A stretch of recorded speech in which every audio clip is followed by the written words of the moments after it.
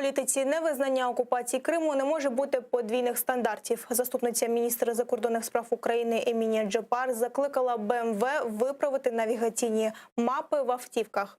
Вона нагадала про невизнання Європейським Союзом окупації українського півострова. Тому і компанія має дотримуватись законів та резолюцій Генасамблеї ООН. Нагадаю, у навігаційних комплексах автомобілів БМВ, що продаються в Росії, з'явилася можливість встановити карту, на якій окупований Крим показаний як частина Російської Федерації. Для цього треба зайти на сайт компанії і завантажити відповідний файл. У БМВ Груп пояснили це тим, що компанія оновлює картографічні дані навігаційних систем з урахуванням законодавства країни, де автомобіль купується. І у користувачів є можливість змінити налаштування, задані за замовчуванням, якщо клієнт забажає користуватися автомобілем в іншій юрисдикції.